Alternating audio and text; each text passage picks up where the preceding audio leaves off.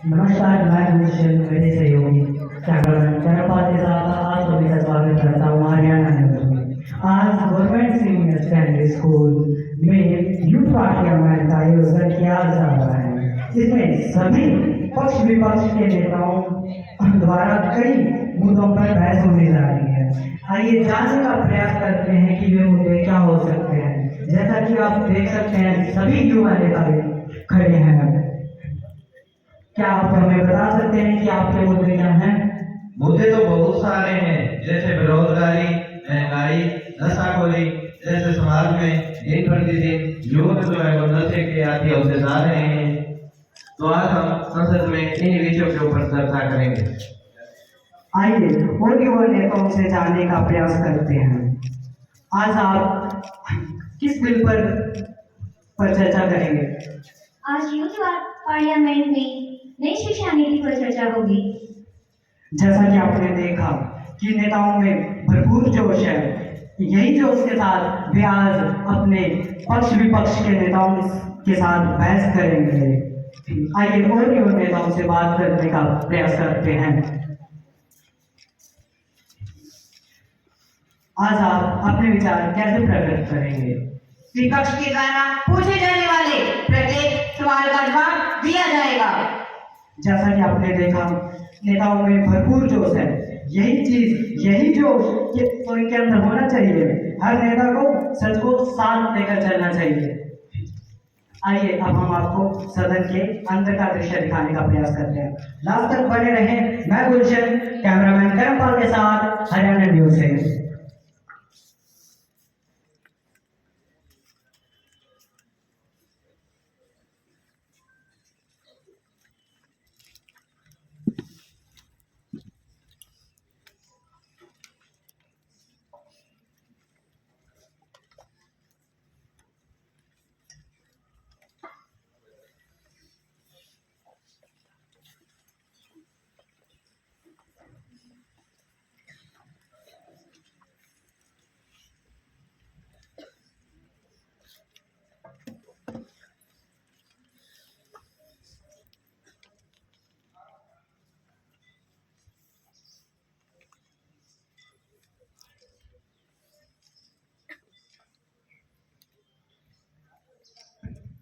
माननीय सभासदों, माननीय अध्यक्ष महोदय,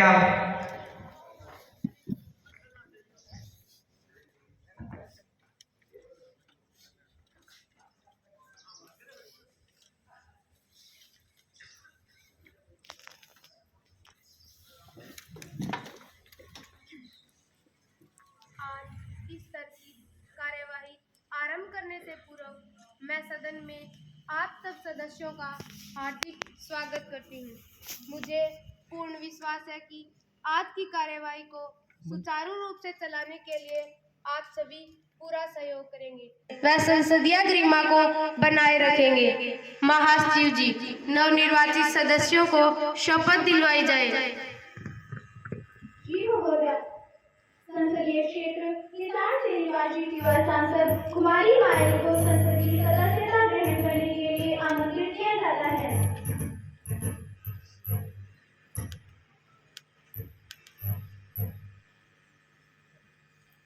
महोदय, आप शपथ ग्रहण करेंगे? प्रतिज्ञान। महोदय, मैं शपथ ग्रहण करूंगी। आप किस भाषा में शपथ ग्रहण करेंगी? महोदय, मैं हिंदी भाषा में शपथ ग्रहण करूंगी।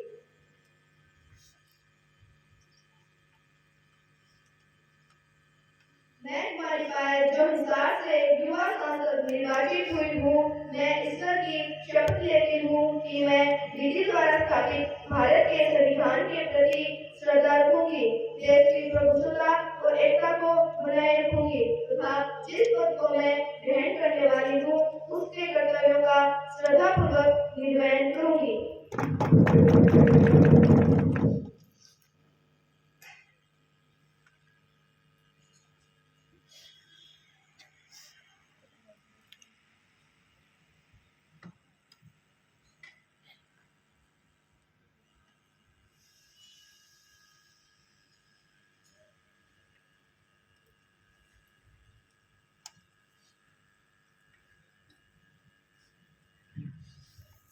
संसदीय क्षेत्र अबोहर पंजाब से निर्वाचित युवा सांसद कुमारी सुनैना को संसद की सदस्यता ग्रहण करने के लिए आमंत्रित किया जाता है।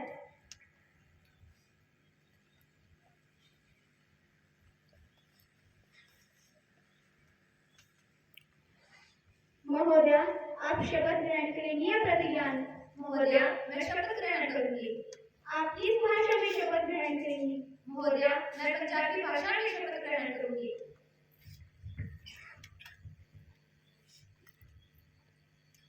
मैं सुनैना कुमारी, जो कि अबोहर पंजाब तो युवा सांसद चुनी गई हाँ, मैं कभी सोच रही हाँ कि मैं इस प्रक्रिया द्वारा स्थापित भारत के संविधान के प्रति श्रद्धा रखांगी अते देश की प्रभुसत्ता अते एकता ਨੂੰ बनाए रखांगी अते ओवर जिसਨੂੰ मैं धारण ਕਰਨ वाली हाँ, उस ड्यूटी का श्रद्धा के ਨਾਲ पालन करांगी।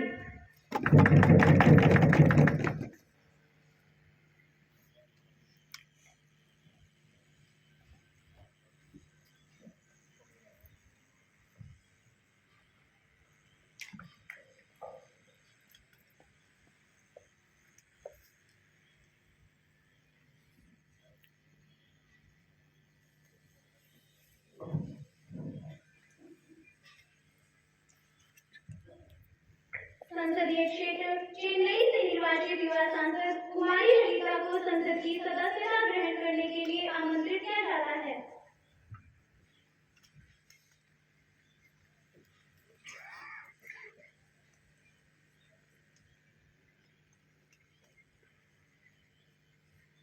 महोदया, आप शपथ ग्रहण करेंगी या प्रतिज्ञान? महोदया, मैं शपथ ग्रहण करूंगी। आप किस भाषा में शपथ ग्रहण करेंगी? मैं अंग्रेजी भाषा में शपथ ग्रहण करूंगी।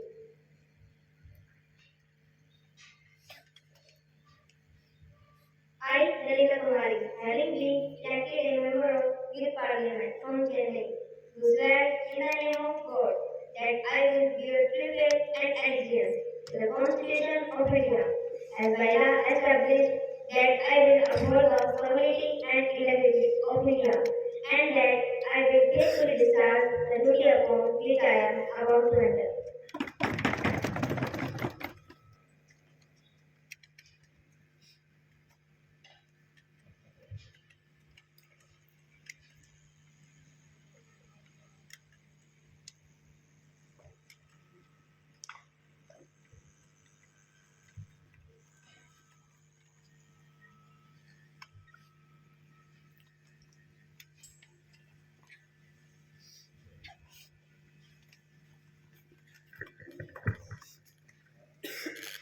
माननीय सांसद सदस्यों, मैं सदन को दुखी हृदय से सूचित करती हूँ कि स्वर कोकिला भारत रत्न कुमारी लता मंगेशकर जी का 93 वर्ष की आयु में बीमारी के चलते निधन हो गया। उन्होंने राज्यसभा के मनोनीत सदस्य के रूप में राष्ट्र को अपनी सेवाएं प्रदान की। भारत की स्वतंत्रता की स्वर्ण जयंती के अवसर पर संसद भवन के ऐतिहासिक केंद्रीय कक्ष में आयोजित समारोह में उनका गीत सारे जहां से अच्छा हिंदुस्तान हमारा हम सभी की समृद्धि पटल पर सदा के लिए अंकित है। सेवा भाव में भी लता जी ने लता मंगेशकर मेडिकल फाउंडेशन की भी स्थापना की। इस पब्लिक चैरिटेबल ट्रस्ट के माध्यम से समाज के सभी वर्गों के रोगियों को निःशुल्क सेवाएं प्रदान की। उन्होंने विद्यार्थियों की सहायता एवं वरिष्ठ नागरिकों के कल्याण के लिए अपने पिताजी की स्मृति में मास्टर दीनानाथ मंगेशकर प्रतिष्ठान की भी स्थापना की। उनके निधन से संगीत कला और संस्कृति जगत को अपूर्ण क्षति हुई है। राष्ट्र के शोक की इस घड़ी में अपनी ओर से व सभा के माननीय सदस्यों की ओर से दिवंगत पुण्यात्मा को विनम्र श्रद्धांजलि अर्पित करती हूँ तथा शोक संतप्त परिवार की ओर से तथा शोक संतप्त पूरे राष्ट्र की ओर से उनके परिवारजनों के प्रति संवेदना प्रकट करती हूँ। माननीय प्रधानमंत्री जी, माननीय अध्यक्ष महोदया, मैं लता मैं लता दीदी जी के निर्णय पर उनको श्रद्धांजलि अर्पित करती हूँ। महान स्वर के खामोश जाने से पूरा कला जगत उनके करोड़ों प्रशंसक शोकाकुल है। उनका कार्यकाल उपलब्धियों से भरा पड़ा है। भारत रत्न से सम्मानित स्वर कोकिला की जादुई आवाज के कारण भारतीय उपमहाद्वीप के साथ साथ पूरे विश्व में उनके करोड़ों प्रशंसक हैं। लता जी अपने संगीत के जरिए सदा हमारे दिलों में रहेंगी। भारत रत्न से सम्मानित स्वर कोकिला की जादुई आवाज के कारण भारतीय उपमहाद्वीप के साथ साथ पूरे विश्व में उनके करोड़ों प्रशंसक हैं। उनके निधन से पूरा राष्ट्र शोकाकुल है। मैं उनके परिवारजनों के प्रति व उनके प्रशंसकों के प्रति अपनी संवेदना प्रकट करती हूँ व दिवंगत पुण्यात्मा को श्रद्धांजलि अर्पित करती हूँ। विपक्ष के नेताजी। अध्यक्ष महोदया, मैं आप एवं सदन के नेता द्वारा अर्पित की गई श्रद्धांजलि में शामिल होते हुए एवं विपक्षी सदस्यों को शामिल करते हुए अपनी भावनाएं प्रकट करता हूं। लता मंगेशकर जी के निधन पर राजनीतिक जगत, फिल्मी जगत के लोग व पूरा देश दुखी है। अपने संगीत गायन व देशभक्ति भावना से वे सभी की प्रिय थी। वे विश्व एवं भारत की प्रख्यात पार्श्व गायिका तथा भारत रत्न से सम्मानित सभी की आदरणीय थी। दुख की इस घड़ी में मैं उनके परिवार के प्रति अपनी गहरी संवेदना प्रकट करता हूँ व दिवंगत पुण्यात्मा को श्रद्धांजलि अर्पित करता हूँ। सदस्यगण शोक प्रकट करने के लिए 2 मिनट का मौन धारण करेंगे।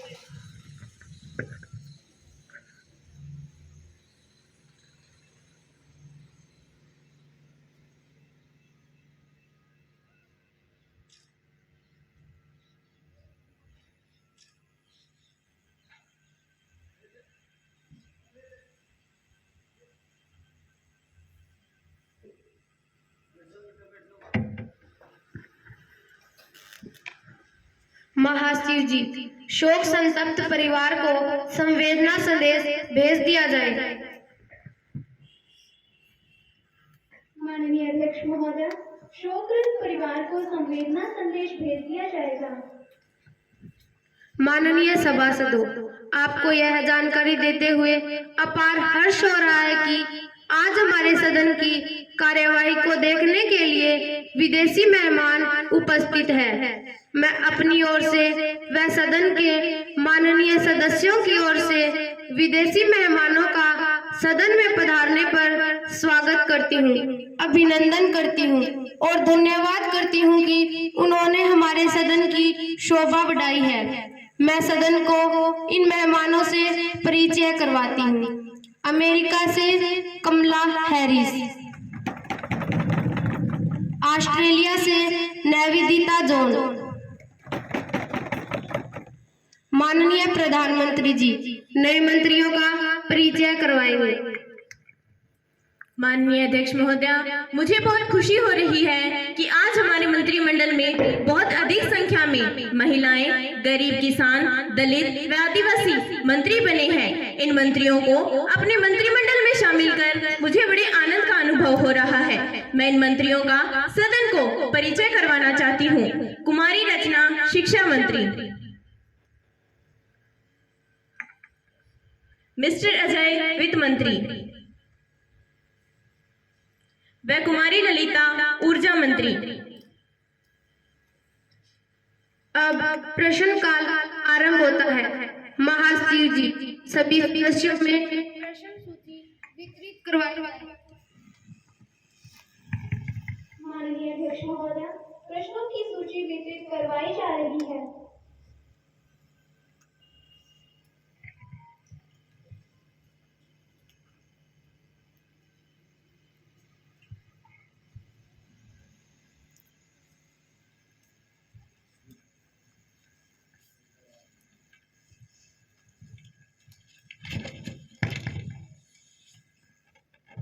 अब प्रश्नकाल शुरू होता है। प्रश्न संख्या 501, मिस्टर अमित।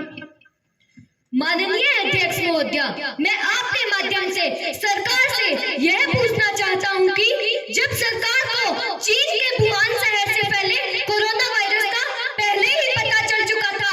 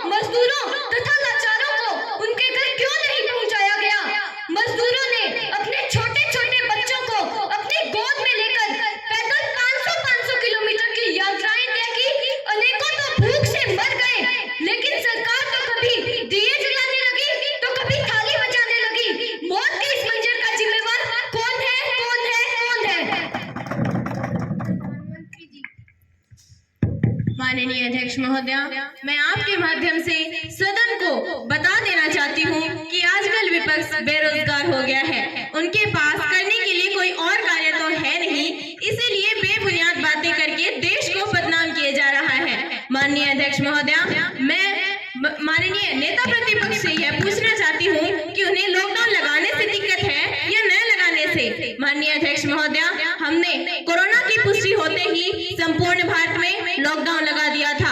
पूरे भारत में कोरोना से कैसे बचा जाए, इसके लिए संपूर्ण प्रचार प्रसार भी किया गया। 2 गज दूरी, मास्क जरूरी नियम के तहत मास्क व सैनिटाइजर बांटे गए। महोदया, इतनी बड़ी जनसंख्या होने के बावजूद भी हमने वैक्सीनेशन का कार्य पूर्ण किया। अध्यक्ष महोदया, बात अगर नदियों में लाशों की करें तो इसके कोई पुख्ता सबूत नहीं मिले हैं। हमने मजदूरों को घर पहुंचाने व कोरोना काल में उनके खाने पीने की व्यवस्था भी की है। बच्चों की पढ़ाई भी हमने ऑनलाइन करवाई है। तो विपक्ष ऐसे झूठे व बेबुनियाद आरोप ना लगाए।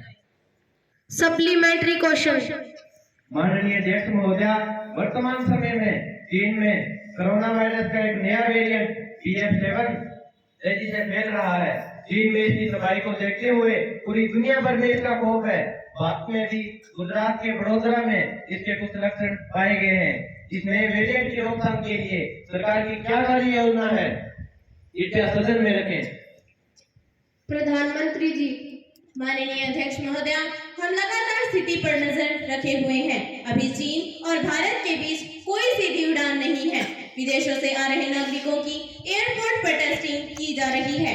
सरकार ने सभी राज्यों में लेटर जारी करके अलर्ट रहने व कोरोना गाइडलाइन का पालन करने के निर्देश दे दिए गए हैं। देश के सभी नागरिकों को मास्क पहनने व कोविड नियमों का पालन करने की सलाह भी दी गई है। प्रश्न संख्या 502 कुमारी पूजा। माननीय अध्यक्ष महोदया, मैं आपके माध्यम से सरकार से ये पूछना चाहती हूँ कि हमारी यूपीए की सरकार में राफेल समझौते पर एक विमान की कीमत 526 करोड़ थी, जो आपकी सरकार ने 1570 करोड़ रुपए में खरीदा। इस नुकसान का जिम्मेदार कौन है? फ्रांस से केवल 36 लड़ाकू विमानों का सौदा किया, जबकि प्रस्तावित संख्या 126 थी। अध्यक्ष महोदया, सरकार ने इसमें बड़े पूंजीपतियों को फायदा पहुंचाने के लिए घोटाला किया है। सरकार इस घोटाले से अवगत कराए। रक्षा मंत्री जी।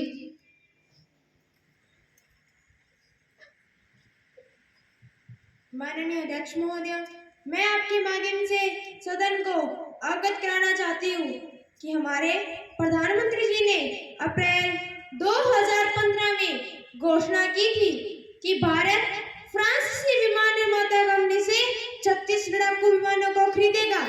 सितंबर 2016 में भारत ने 58,000 करोड़ में 36 राफेल का सौदा किया। राफेल को 2012 में संयुक्त राज्य अमेरिका, यूरोप और रूस से प्रतिद्वंदी प्रस्ताव पर चुना गया। 14 दिसंबर 2018 को अदालत ने सरकार को क्लीन चिट दी है। अध्यक्ष महोदया, अदालत ने कहा था कि हमें ऐसा कोई सबूत नहीं मिला है जिससे साबित होता हो कि किसी के व्यापारिक हित साधे गए हैं। वायुसेना को मजबूत बनाने के लिए इस सौदे को जल्दी पूरा किया जाएगा। अध्यक्ष महोदया, विपक्ष के पास ऐसा कोई सबूत नहीं है जिससे साबित होता हो कि घोटाला हुआ है। बेबुनियाद आरोपों का कोई औचित्य नहीं है। विपक्षी साथी ऐसे सदन का वक्त जाया कर रहे हैं। प्रश्न संख्या 503 कुमारी मोनिका। माननीय अध्यक्ष महोदया, मैं आपके माध्यम से सरकार से पूछना चाहती हूँ कि आज हमारे देश में महंगाई 30 सालों में सबसे ऊपर चली गई। थोक महंगाई दर 12 से 15% तथा खुदरा महंगाई दर 7% से अधिक है। महोदया, वादा किया था आय बढ़ाने का, आय तो बढ़ी नहीं, महंगाई बढ़ गई। अध्यक्ष महोदया, मैं बताना चाहूंगी कि 2014 में सरकार बनी तब पेट्रोल 55 रुपए प्रति लीटर था, आज 100 रुपए प्रति लीटर बिक रहा है। तब डीजल 45 रुपए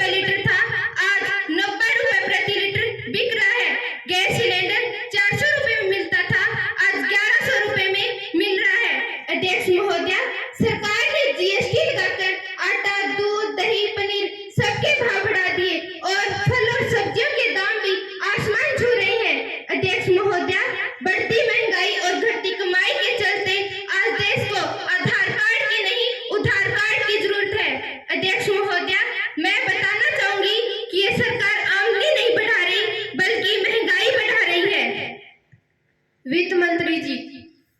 माननीय अध्यक्ष महोदया, मैं आपके माध्यम से सदन को बता देना चाहता हूं कि विपक्ष झूठा आरोप लगा रहा है। आरबीआई के पूर्व गवर्नर ने भी अर्थव्यवस्था को लेकर भारत की तारीफ की है। खुदरा महंगाई दर कम करने के लिए सरकार हर संभव प्रयास कर रही है। महोदया, अंतर्राष्ट्रीय कच्चे तेल का रेट बढ़ने से पेट्रोल और डीजल के रेट बढ़ रहे हैं। सरकार द्वारा टैक्स कम करके पेट्रोल और डीजल के रेट घटाए जा रहे हैं। पैकेज खाद्य पदार्थों पर जीएसटी लगाने पर विपक्ष शासित राज्यों ने सहमति दी थी। खुले खाद्य पदार्थों पर कोई जीएसटी नहीं है।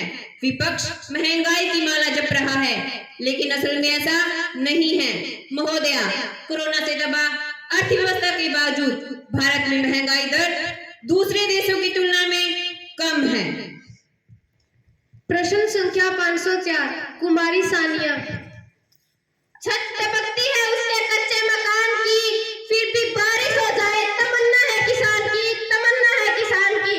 माननीय अध्यक्ष महोदया, जब मैं सदन में खड़ी होती हूँ तो मेरी नजर एक दिन में एक बार उस किसान पर चली जाती है। उसकी वही कच्ची दीवार, उसका वही छप्पर, उसकी वही गाय, वही जवान, वही बाजा, जहाँ से मैं पैदा हुई हूँ।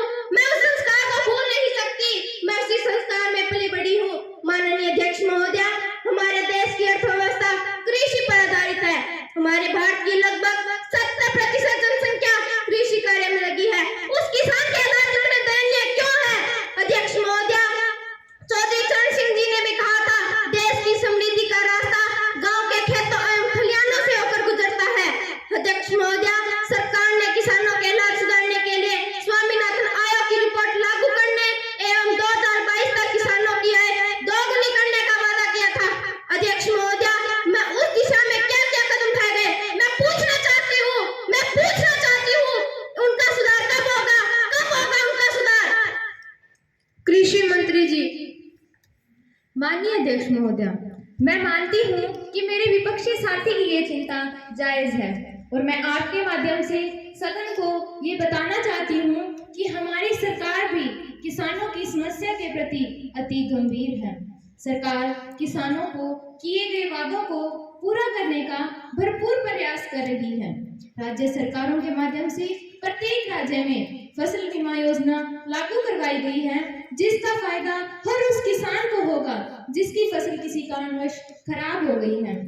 बात जहां तक स्वामीनाथन आयोग की है, तो मैं सदन को बता दूं कि स्वामीनाथन आयोग के आंकड़ों के अनुसार किसानों की फसलों के समर्थन मूल्यों में प्रति वर्ष 1.5 गुनी बढ़ोतरी भी की गई है। कृषि के विकास के लिए सरकार किसानों को बैंकों से 4% ब्याज दर पर किसान क्रेडिट कार्ड की सुविधा भी उपलब्ध करवा रही है। पीएम किसान निधि योजना के तहत किसानों को प्रति वर्ष 6,000 रुपए की आर्थिक सहायता भी दी जा रही है।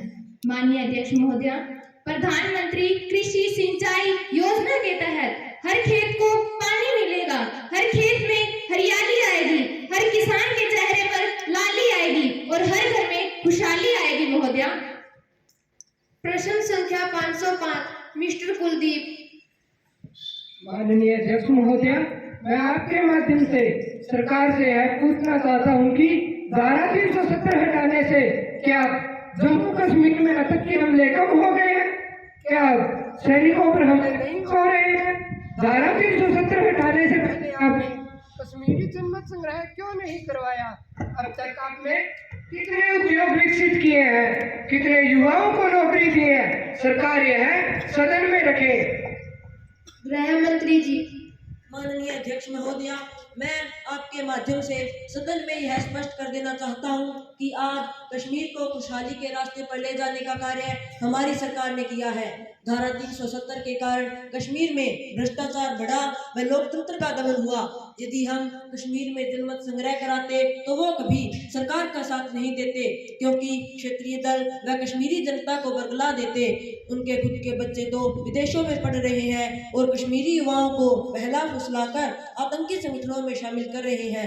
अध्यक्ष महोदया, धारा 370 हटने के बाद से कश्मीर में आतंकी घटनाओं में कमी आई है। 5 अगस्त 2016 से 4 अगस्त 2022 के बीच कश्मीर में 930 आतंकी घटनाएं हुई, 290 जवान शहीद हुए व 191 नागरिकों की मौत हुई, जबकि 5 अगस्त 2019 से 4 अगस्त 2022 के बीच कश्मीर में 617 आतंकी घटनाएं हुई, 174 जवान शहीद हुए व 110 नागरिकों की मौत हुई। अध्यक्ष महोदया, धारा 370 हटने के बाद से देश का प्रत्येक नागरिक कश्मीर में व्यापार कर सकता है व प्रॉपर्टी खरीद सकता है। महोदया, बात अगर विकास की करें तो राज्य में 28,500 करोड़ रुपए का औद्योगिक गतिविधियों को बढ़ावा देने के लिए बजट बनाया गया है। महोदया, आज कश्मीर की आवाम विकास चाहती है, खुशहाली चाहती है। प्रश्न संख्या 506 कुमारी प्रियंका। माननीय अध्यक्ष महोदया, हमारे देश में बेरोजगारी दिन प्रतिदिन बढ़ रही है। युवा बेरोजगारी के तले दबता जा रहा है, सड़कों पर लाठियां खा रहा है। महोदया, वर्तमान में बेरोजगारी दर बढ़कर 8.5% हो गई है, जो कि एक बहुत गंभीर व शोचनीय विषय है। महोदया, कोविड-19 के कारण बहुत से लोगों का रोजगार छीन गया है, उन्हें 2 वक्त की रोटी भी नसीब नहीं हो रही। महोदया, प्रधानमंत्री जी बार बार आत्मनिर्भर भारत की बात करते हैं, लेकिन सच्चाई तो यह है कि बेरोजगार लोग रोजगार के लिए इधर उधर भटक रहे हैं, लोग दर दर की ठोकरें खा रहे हैं। महोदया, मैं आपको बताना चाहूंगी कि ये सरकार युवाओं को घर बिठाने का काम कर रही है। अब नारा बदल गया है, हर घर बेरोजगार, अब यही है आपकी सरकार। श्रम एवं रोजगार मंत्री जी। माननीय अध्यक्ष महोदया, मैं आपके माध्यम से सदन को बता देना चाहती हूँ कि विपक्षी साथी झूठे आंकड़े प्रस्तुत कर सदन को गुमराह कर रहा है। श्रम मंत्रालय के आंकड़ों के अनुसार बेरोजगारी दर 6% थी, जो घटकर 5.8% हो गई है।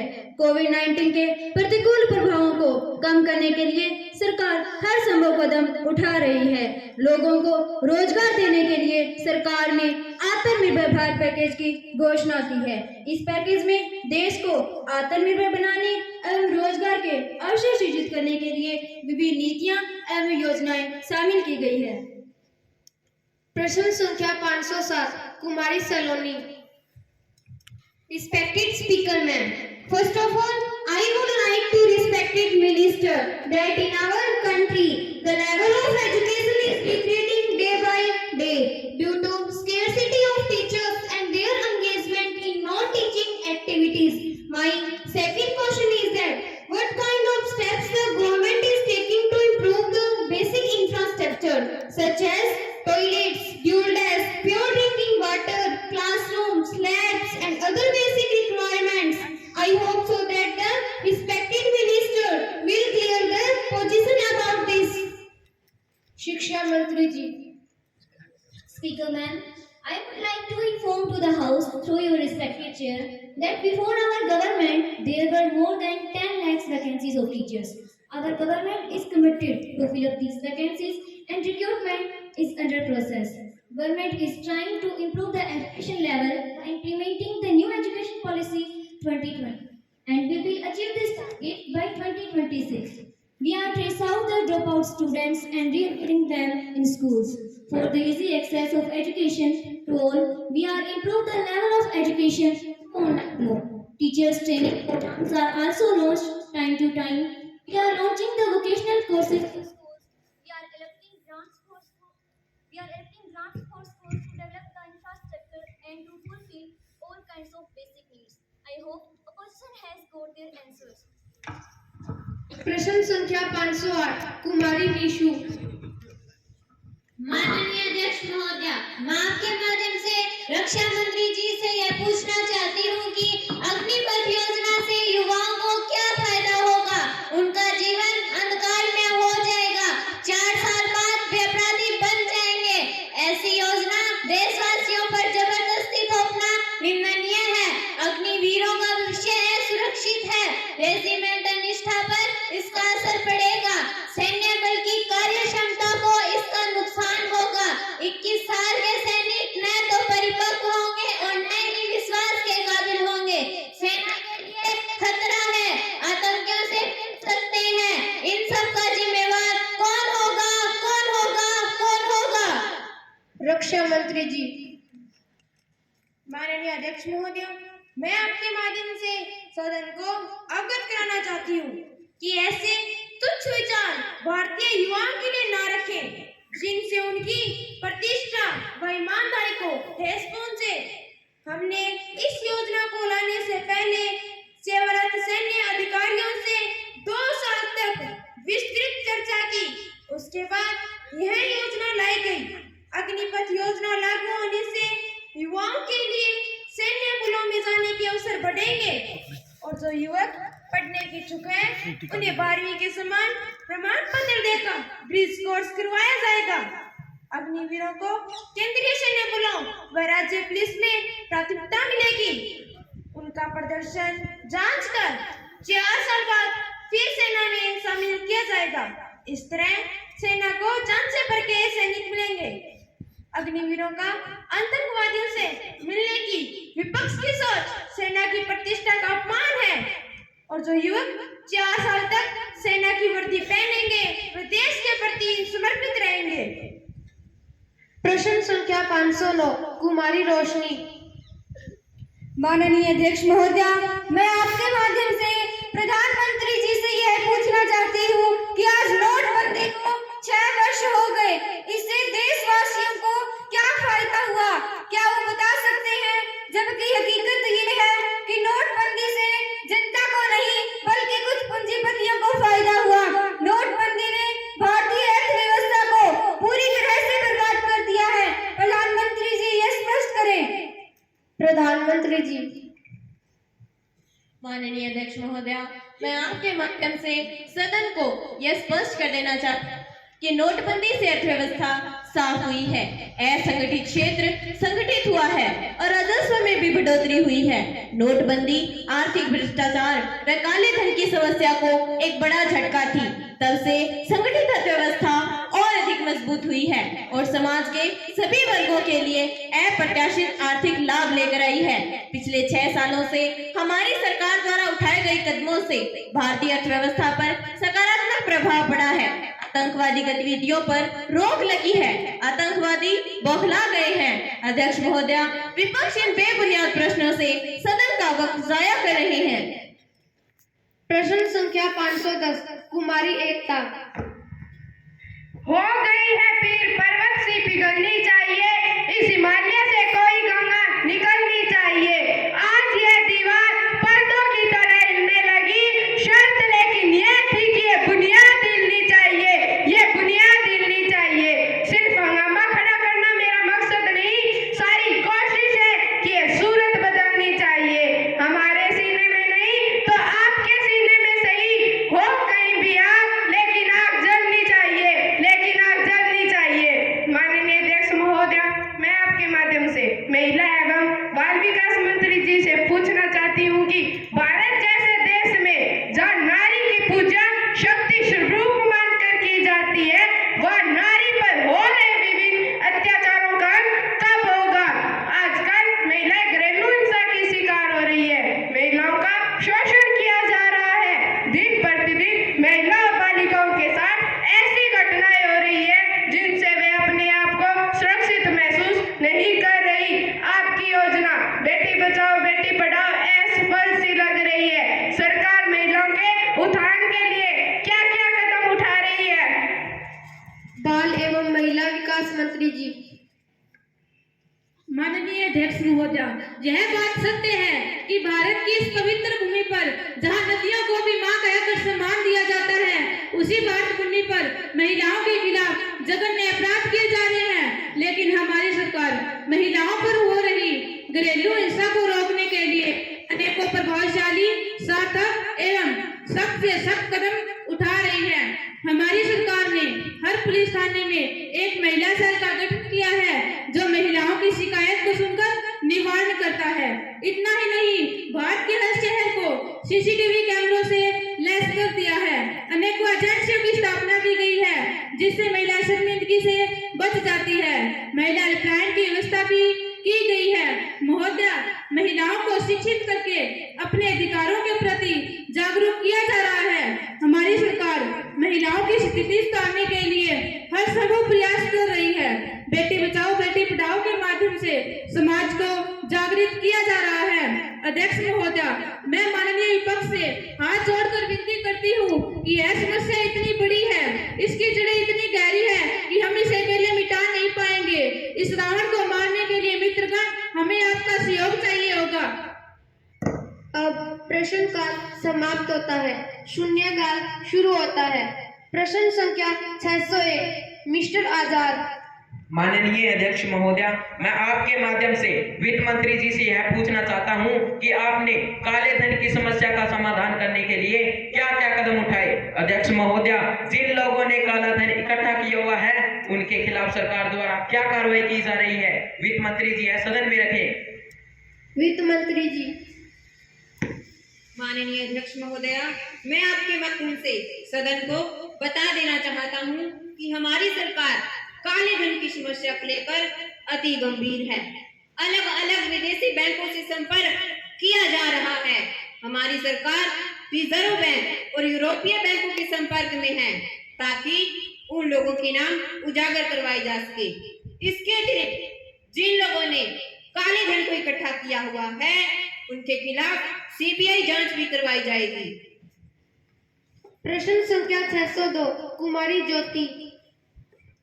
माननीय अध्यक्ष महोदया, मैं आपके माध्यम से खेल मंत्री जी से पूछना चाहती हूँ कि जो खिलाड़ी खेलों में अच्छा प्रदर्शन करते हैं, मेडल लाते हैं, उनके लिए हमारी सरकार ने सरकारी नौकरियों का प्रावधान किया था, लेकिन अब आपकी सरकार ने प्रतिबंध लगा दिया है। इस प्रकार खेलों में अच्छा प्रदर्शन कैसे होगा? खेल मंत्री जी यह स्पष्ट करें। खेल मंत्री जी। माननीय अध्यक्ष महोदया, मैं आपके माध्यम से सदन को यह बता दूं कि हमारी सरकार ने ऐसा कोई प्रतिबंध नहीं लगाया है। सरकार ने तो केवल खेल कोटे में जो धांधली होती थी उसे पारदर्शी बनाया है। मैं सदन को यह भी बता दूं कि हमारी सरकार जल्दी एक बिल लेकर आएगी जिसमें युवाओं को खेल के साथ साथ शिक्षा ग्रहण करने के भी अवसर मिलेंगे। प्रश्न संख्या 603 कुमारी प्रिया। माननीय अध्यक्ष महोदया, मैं आपके माध्यम से सरकार से पूछना चाहती हूँ कि संसद सदस्य 5 वर्ष में पेंशन का हकदार हो जाता है, लेकिन सरकारी कर्मचारी 30 से 35 वर्ष तक अपनी सेवाएं देता है, लेकिन उसको पेंशन नहीं मिलती। अध्यक्ष महोदया, सरकारी कर्मचारियों को नई पेंशन स्कीम के नाम पर 100 रुपए से लेकर अधिक से अधिक 2000 रुपए प्रति माह पेंशन देकर उसका मजाक उड़ाया जा रहा है। अध्यक्ष महोदया, सरकारी कर्मचारियों के साथ ऐसी दोगली नीति क्यों अपनाई जा रही है? महोदया, सरकारी कर्मचारी अपनी पुरानी पेंशन बहाली के लिए लगातार कई वर्षों से संघर्ष कर रहे हैं। महोदया, सरकार कर्मचारियों के लिए पुरानी पेंशन बहाली के लिए कुछ विचार कर रही है। यदि कर रही है तो इसकी क्या कार्य योजना है? सरकार इस बात को सदन में रखे। वित्त मंत्री जी। माननीय अध्यक्ष महोदया, मैं आपके माध्यम से सदन को बता देना चाहता हूं कि सरकारी कर्मचारियों की पुरानी पेंशन स्कीम बंद करने और नई पेंशन स्कीम लागू करने की योजना पूर्व सरकार की थी। अध्यक्ष महोदया, सरकारी कर्मचारियों की पुरानी पेंशन स्कीम को लागू करने के लिए हमारी सरकार गंभीरता से विचार कर रही है। अध्यक्ष महोदया, सरकार द्वारा पुरानी पेंशन स्कीम के बहाली के लिए एक उच्च स्तरीय कमेटी गठित कर दी गई है। कमेटी जैसी अपनी रिपोर्ट पेश करेगी, सरकार उसमें विचार विमर्श करेगी और इसमें जो भी अड़चनें हैं उनको दूर करके प्राथमिकता के साथ पुरानी पेंशन स्कीम को लागू करेगी। प्रश्न संख्या 604 मिस्टर संजय। कदम बढ़ाना होगा तो देश को आगे बढ़ाना है। लक्ष्य यही है मेरा, नशे को दूर भगाना है, नशे को दूर भगाना है। माननीय अध्यक्ष महोदया, मैं आपके माध्यम से सरकार से यह पूछना चाहता हूँ कि आज हमारे देश में नशे की समस्या दिन प्रतिदिन बढ़ती जा रही है। आज की युवा पीढ़ी लगातार नशे की शिकार होती जा रही है।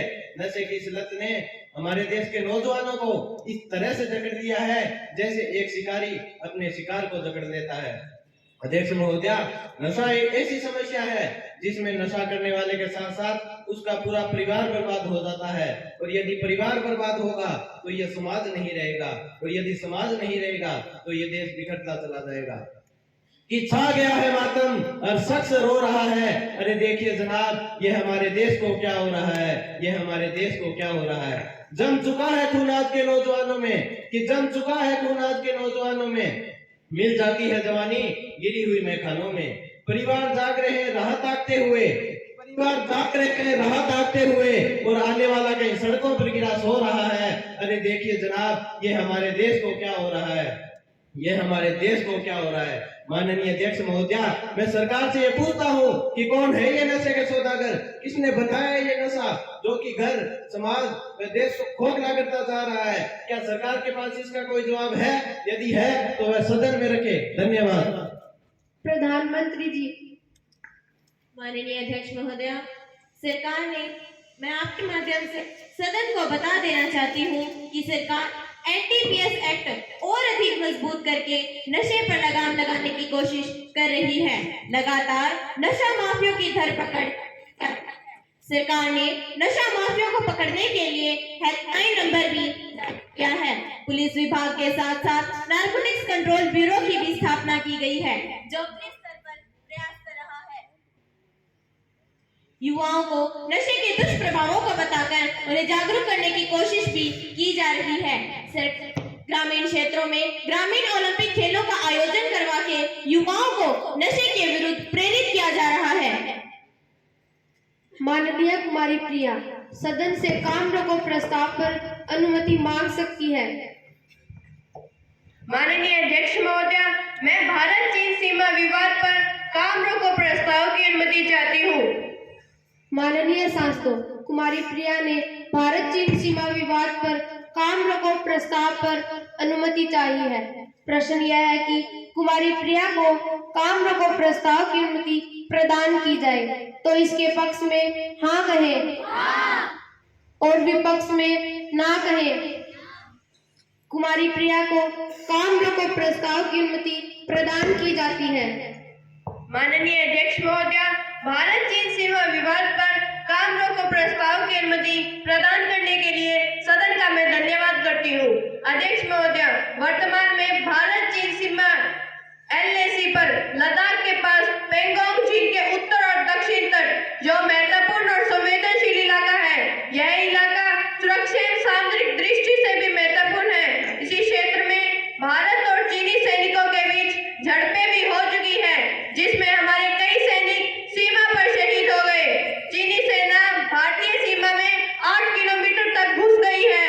अध्यक्ष महोदय, चीनी सेना भारतीय सीमा में निर्माण कार्य कर रही है और वहां पर एक सैनिक चौकी भी बना ली है। चीन सीमा पर सड़कों एवं बंकरों का निर्माण कर रही है, जो हमारी सुरक्षा पर एक प्रश्न चिन्ह है। अध्यक्ष महोदय, चीन बार बार हमारी सीमा के अंदर घुसपैठ कर रहा है। गलवान घाटी में भारत और चीनी सैनिकों के बीच विवाद हो चुका है। डोकलाम क्षेत्र में भारत और चीनी सैनिकों के बीच झड़पें हो चुकी है, जिसमें हमारे कई सैनिक सीमा पर शहीद हो गए। हाल ही में 9 दिसंबर 2022 को अरुणाचल प्रदेश के तवांग जिले में चीनी सैनिक भारतीय सीमा में घुस गए। अध्यक्ष महोदय, फिर भी हमारी केंद्र सरकार मूक दर्शक बनी हुई है।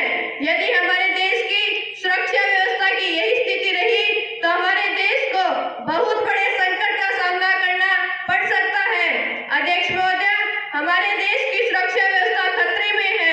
देश की सुरक्षा व्यवस्था को देखते हुए मेरा आपसे अनुरोध है कि सदन की आगे की कार्यवाही तुरंत रोक दी जाए और इस प्रस्ताव पर चर्चा करवाई जाए।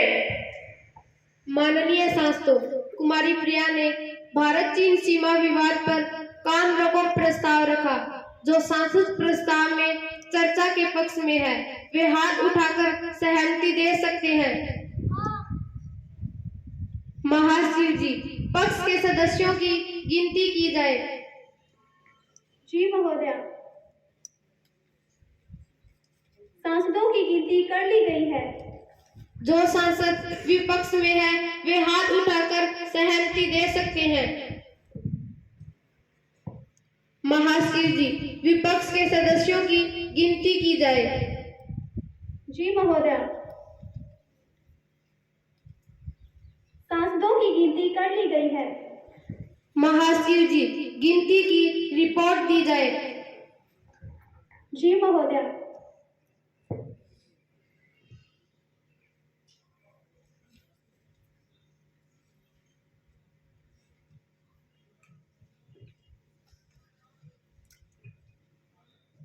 पक्ष में 16 मत, विपक्ष में 13 मत।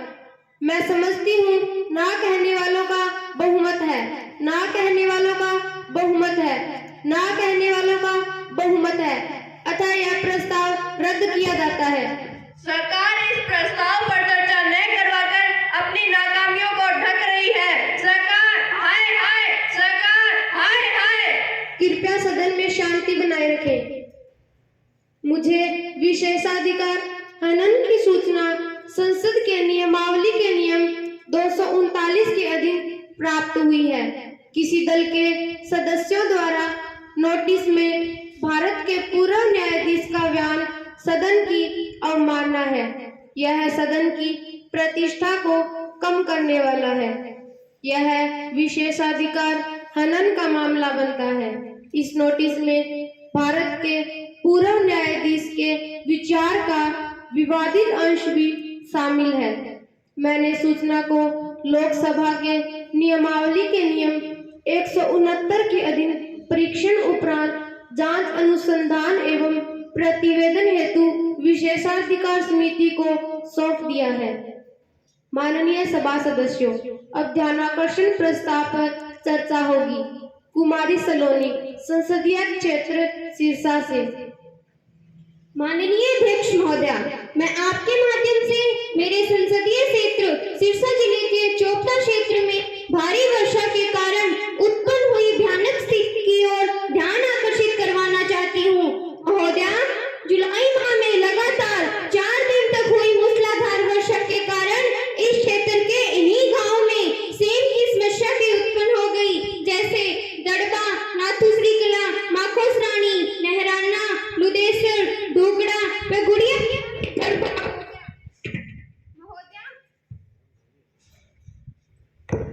महोदया, इन गांव में पानी घरों में घुसने से काफी घर खराब हो गए। बहुत अधिक संख्या में घर गिर गए। किसानों की फसलें भी पानी में डूब गई। महोदया, गग्गर ड्रेन के नाले में पानी ओवरफ्लो होने के कारण व गुड़िया खेड़ा गांव के पास टूट जाने के कारण बहुत से किसानों की सैकड़ों एकड़ फसल खराब हो गई।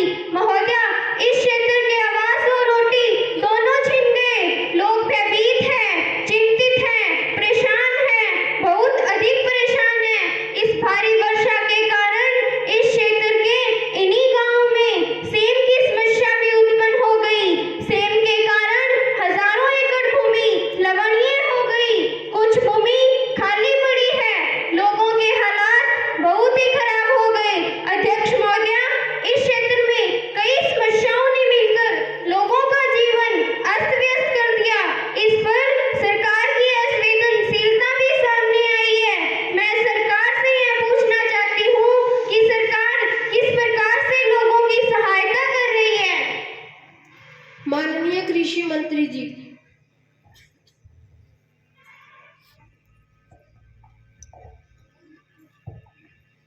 माननीय अध्यक्ष महोदया, मैं आपके माध्यम से सदन को ये बताना चाहती हूँ कि यह एक प्राकृतिक आपदा थी, लेकिन जैसे ही मुझे इस समस्या की सूचना मिली, मैंने तुरंत एसडीएम सिरसा, उस क्षेत्र के तहसीलदार और उनकी पूरी टीम को वर्षा से प्रभावित सभी गांवों का दौरा करने और इस समस्या से निपटने के निर्देश दे दिए हैं। महोदया, जिन गांवों में पानी भर गया था, उन गांवों में से पानी निकालने के लिए पंप लगा दिए गए हैं और पंपों द्वारा पानी भी निकाल दिया गया है। महोदया, इन क्षेत्रों में जिन लोगों के घर गिर गए थे या खराब हो गए थे, अधिकारियों को उनका सर्वे करने के भी निर्देश दिए गए हैं। महोदया, उन लोगों की हर संभव सहायता की जाएगी। इन क्षेत्रों में जिन किसानों की फसलें खराब हो गई थी, उन किसानों की सहायता के लिए स्पेशल गिरदावरी करने के भी निर्देश दिए गए हैं। माननीय अध्यक्ष महोदया, गांव गुड़िया खेड़ा के पास गग्गर ड्रेन का एक नाला टूट गया था।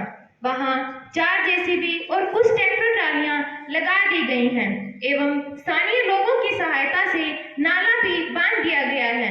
अब स्थिति पूरी तरह से नियंत्रण चरण में है। सेमग्रस्त क्षेत्रों में सेम से निपटने के लिए 100 करोड़ रुपए के एक प्रोजेक्ट की मंजूरी भी हमें दी गई है। पानी निकालने के लिए सेमग्रस्त क्षेत्रों में सौर ऊर्जा के ट्यूबवेल भी लगाए गए हैं। माननीय अध्यक्ष महोदया, मैं आपके माध्यम से सदन को ये आश्वासन देना चाहती हूँ कि हमारी सरकार पूरे मन से कार्य कर रही है। इस विपदा से प्रभावित प्रत्येक नागरिक की हर संभव सहायता की जाएगी, हर किसान के नुकसान की भरपाई भी की जाएगी। हमारे प्रधानमंत्री जी का कथन है, सबका साथ सबका विकास। अब सभा तल पर कागजात रखे जाएंगे। माननीय कृषि मंत्री जी।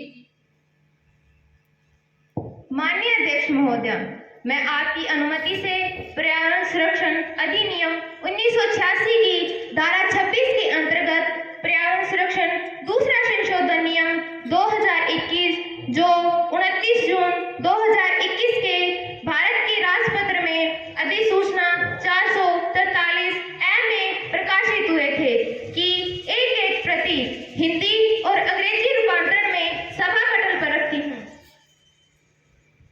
महाश्री जी युवा संसद की राज्यसभा से प्राप्त संदेश को पढ़ेंगे। माननीय अध्यक्ष महोदया, मुझे युवा संसद की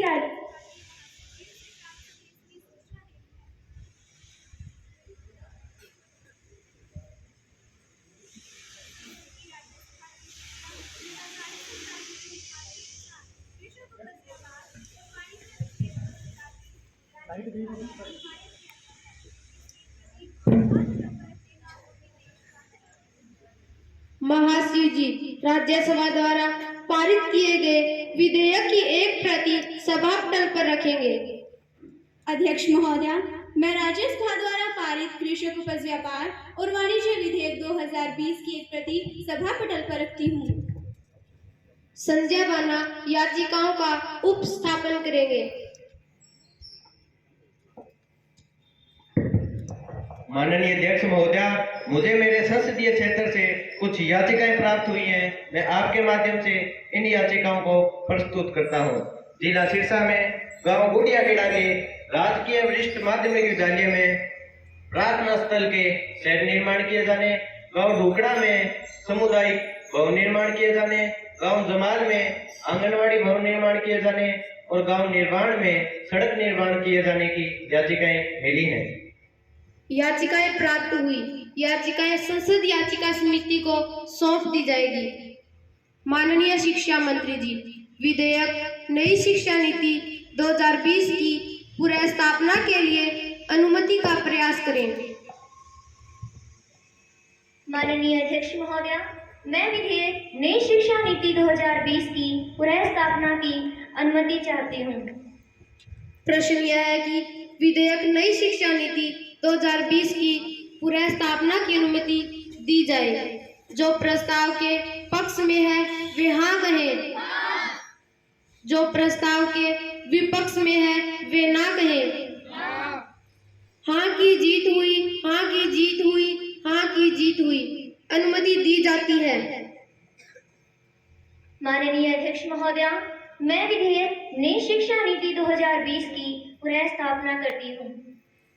माननीय शिक्षा मंत्री जी, विधेयक नई शिक्षा नीति 2020 पर विचार प्रस्ताव करेंगे। माननीय अध्यक्ष महोदया, मैं विधेयक सदन के समक्ष नई शिक्षा नीति 2020 का प्रस्ताव रखती हूँ। अध्यक्ष महोदया, बच्चों की अच्छी शिक्षा हमारी प्राथमिकता है और इसके लिए हमने एक ऐसी नई शिक्षा नीति निर्मित करने की कोशिश की जो शैक्षिक परिदृश्य को परिवर्तित कर देगी। यह शिक्षा नीति 34 वर्षों के बाद राष्ट्रीय शिक्षा नीति 1986 का स्थान लेगी। इस नई शिक्षा नीति 2020 की कुछ प्रमुख बातें इस प्रकार हैं। नर्सरी में 3 साल से लेकर 12वीं कक्षा में 18 साल तक बच्चों को फ्री शिक्षा दी जाएगी। यह शिक्षा नीति 5+3+3+4 पर आधारित होगी। शिक्षा से दूर रह रहे 2 करोड़ बच्चों को दोबारा मुख्य धारा में शामिल किया जाएगा। बच्चों को विषयों की चॉइस होगी, स्ट्रीम नहीं होगी। बच्चों को 3 भाषाएं सिखाई जाएगी, अंग्रेजी, हिंदी और स्थानीय भाषा। बच्चों की कौशल शिक्षा पर बल दिया जाएगा, जैसे NSQF, कंप्यूटर शिक्षा, इत्यादि। शिक्षा पर जीडीपी का 6% खर्च किया जाएगा। अध्यापकों की 4 वर्ष की ट्रेनिंग होगी, जिससे प्रभावी शिक्षक एवं स्कूल प्रशासन मिलेगा। ये शिक्षा व्यवस्था मल्टी एंट्री और मल्टी एग्जिट वाली होगी। ऑनलाइन शिक्षा और डिजिटल शिक्षा को भी बढ़ावा दिया जाएगा। अध्यक्ष महोदया, बच्चों को विदेशी भाषाएं सिखाई जाएगी, मिड डे मील भी दिया जाएगा। इस नई शिक्षा नीति में बोझ कम और शिक्षा ज्यादा दी जाएगी। अध्यक्ष महोदया, मैं सदन से निवेदन करती हूँ कि इस नई शिक्षा नीति पर चर्चा करें। माननीय सांसद कुमारी सुनैना अपने विचार रखें। माननीय अध्यक्ष महोदया, मैं इस विधेयक का समर्थन करती हूँ क्योंकि यह एक ऐतिहासिक विधेयक है। ये नई शिक्षा नीति 2020 सभी की पहुंच, क्षमता, गुणवत्ता, वहनीयता और जवाबदेही जैसे उद्देश्यों पर आधारित है। यह हमारे समाज के लिए मील का पत्थर साबित होगी। मैं इस विधेयक का पूर्णतः समर्थन करती हूँ। माननीय सांसद मिस्टर संजय अपने विचार रखें।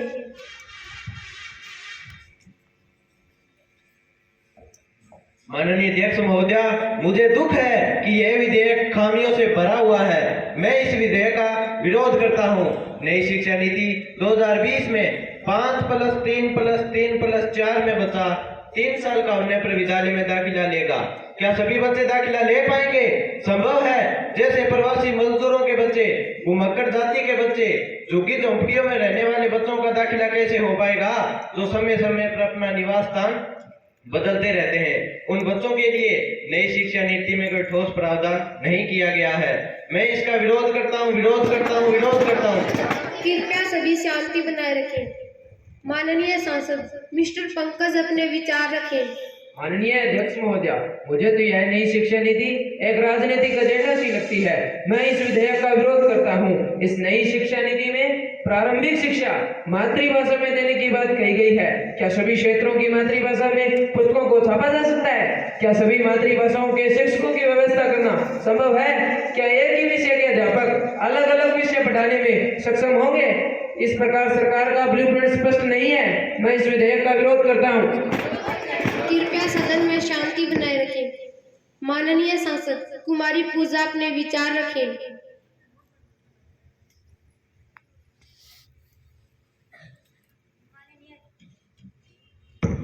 माननीय अध्यक्ष महोदया, मैं डॉक्टर के कस्तूरीरंगन को प्रणाम करती हूँ कि जिन्होंने अपने ज्ञान और दूरदर्शिता से बढ़ते भारत के शिक्षा क्षेत्र में 34 वर्षों बाद एक नए सूर्य का उदय दिखाया।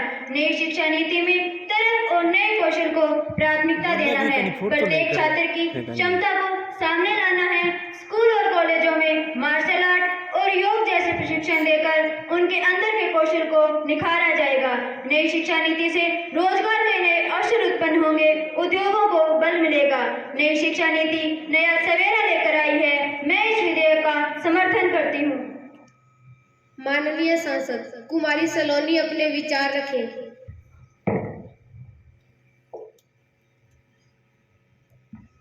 पूर्व राष्ट्रपति डॉक्टर अब्दुल कलाम जी ने कहा था कि दुनिया बदलने का सशक्त हथियार शिक्षा है।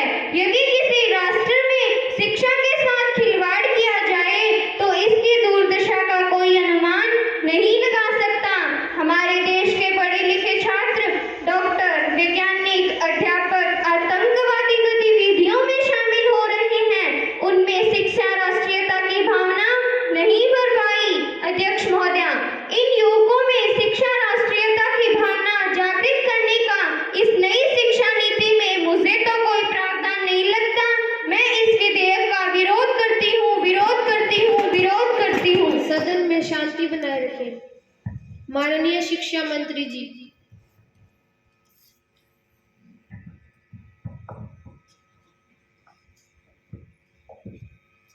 माननीय अध्यक्ष महोदया, मैं उन सभी सदस्यों की आभारी हूँ जिन्होंने इस विधेयक का समर्थन किया और उनके प्रति भी आभार प्रकट करती हूँ जिन्होंने रचनात्मक आलोचना की। मैं उन सभी सुझावों के प्रति आभारी हूँ जो सदन द्वारा दिए गए हैं। अध्यक्ष महोदया, इसरो के पूर्व चीफ शिक्षा कमेटी की अध्यक्ष डॉक्टर के कस्तूरीरंगन ने इस मसौदे को बड़ी मेहनत से तैयार किया है। इसमें रह सदस्यों ने व्यक्तिगत और सामूहिक रूप से देश के विभिन्न शैक्षिक आयामों को शामिल किया है। अध्यक्ष महोदया, मैं सदन को विश्वास दिलाना चाहती हूँ कि इस नई शिक्षा नीति में आरटीई के साथ कोई खिलवाड़ नहीं होगा, बल्कि इस नीति के द्वारा नए एवं सशक्त भारत का निर्माण किया जाएगा। हम भारतीय शिक्षा में भारतीयता लाने और भारत को विश्व गुरु बनाने के पक्ष में हैं। शिक्षा में जमीनी स्तर पर परिवर्तन तथा रोजगार युक्त शिक्षा बनाने का भी प्रयास किया जाएगा। मैं सदन से निवेदन करती हूँ कि इस विधेयक को पास करें। प्रश्न है, विधेयक नई शिक्षा नीति 2020 को पारित किया जाए। जो इसके पक्ष में है वे हाँ कहें, जो इसके विपक्ष में है वे ना कहें। हाँ का बहुमत है, हाँ का बहुमत है, हाँ का बहुमत है। प्रस्ताव पारित किया गया। महासचिव जी, इस विधेयक को आवश्यक कार्यवाही हेतु ऊपरी सदन में भेज दिया जाए। जी महोदया, भेज दिया जाएगा। इसी के साथ सदन की कार्यवाही एक दिन के लिए स्थगित की जाती है।